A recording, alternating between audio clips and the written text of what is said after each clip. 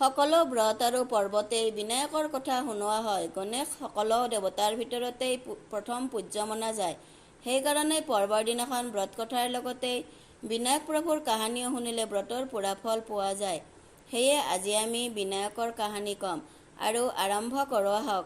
একবাৰ বালক গণেশে এক চিমটা চাউল আৰু এক চামুচ গাখীৰ লৈ গ'ল আৰু সকলোকে ক'লে, কোনোবাই মোৰ ক্ষীৰ বনাই দিয়া।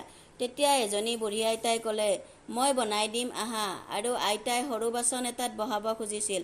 গণেশে ক'লে, আইতা, ডাঙৰ বাচন লাগিব। বুঢ়ী আইতাই গণেশৰ মন ৰাখিবলৈ ঘৰত থকা সবাতোকৈ ডাঙৰ বাচনটোকে বহাই দিলে আৰু চাই থাকোঁতেই সেই অলপ চাউলৰে ক্ষীৰ পোৰা বাচনটো ভৰি গ'ল। গণেশে ক'লে, আইতা, মই এতিয়া গা ধুই আহোঁ। যেতিয়া ক্ষীৰ বনোৱা হ'ল, বুঢ়ী আইতাৰ নাতি নাতিনীয়েকে ক্ষীৰ খাবৰ ইচ্ছা কৰিলে। তেতিয়া আইতাই গণেশৰ নাম লৈ চুলাত অলপ ক্ষীৰ ঢালি দি ক'লে, গণেশ ভগৱান, আপোনাক এয়া প্ৰসাদ দিলোঁ। আৰু বাতি ভৰাই ভৰাই ল'ৰা ছোৱালীহঁতক খাব দিলে। বোৱাৰীহঁতকো লুকাই মেলি এক বাতি খাই বাতিটো লুকাই থ'লে।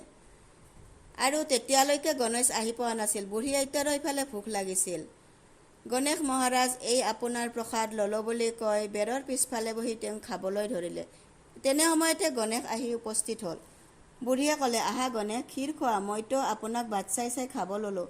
গণেশে ক'লে, আইতা, মইতো খালোঁ, পেট ভৰিল মোৰ। বুঢ়ী ক'লে, কেতিয়া খালা গণেশ? ক'লে, যেতিয়া আপোনাৰ নাতি নাতিনীয়ে খালে, বোৱাৰীয়ে খালে আৰু আপুনি খালে, তেতিয়াই ময়ো খালোঁ। বুঢ়ীয়ে ক'লে, বাচি যোৱা ক্ষীৰ তেতিয়াহ'লে কি কৰিম? গণেশে ক'লে, ওচৰ চুবুৰীয়া সকলোকে ভগাই দিয়া। তথাপিও ক্ষীৰ শেষ নহ'ল। পুৰা নগৰতে ভগাই দিয়া হ'ল। ৰজাই ইফালে গম পাই এনে বাচন তই ক'ত পালি বুলি বুঢ়ীক মাতি বাচনটো মোক দিয়া বুলি ক'লে। তেতিয়া বুঢ়ীয়ে ক'লে, লৈ লোৱা মহাৰাজ, যদি বাচনটো আপোনাক লাগে। ৰজাই নিয়াৰ লগে লগে ক্ষীৰত পোক লাগি গোন্ধ ওলাল। থাকিব নোৱাৰি বুঢ়ীক মাতি ক'লে, লৈ যা, এয়া তোৰ বাচনটো, তোকে দিলোঁ। তেতিয়া বুঢ়ীয়ে ক'লে, আপুনি দিয়া নাই, এইটো মোৰ গণেশ ভগৱানে দিছে। বুঢ়ী হাতত লোৱাৰ লগে লগে সুগন্ধি ক্ষীৰ হ'ল। বুঢ়ী ক'লে, গণেশক আকৌ, বাচি যোৱা ক্ষীৰ কি কৰিম ভগৱান? গণেশ ভগৱানে ক'লে, বচা ক্ষীৰ জুপুৰিৰ এটা কোণত 2 ভাগ কৰি পুতি থোৱা। ৰাতিপুৱা চাবা, 2টা সোণৰে ভৰি থকা কলহ পাবা। এই বুলি কৈ গণেশ অন্তৰ্ধান হ'ল আৰু যোৱাৰ সময়ত জুপুৰিক লাঠি মাৰি দি গ'ল। জুপুৰিও মহল হৈ গ'ল। পিছদিনা ৰাতিপুৱা বোৱাৰীয়েকে চোৱাত নাপালে আৰু ক'লে, একো কলহ নাই, গণেশ মিছলীয়া।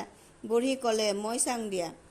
বুঢ়ী চাওঁতে তাতেই 2টা সোণৰে ভৰা কলহ পালে আৰু ক'লে, গণেশ মিছলীয়া নহয়, তেওঁতো ভাৱনাৰ ভোকতে সদায় জুৰি আছে।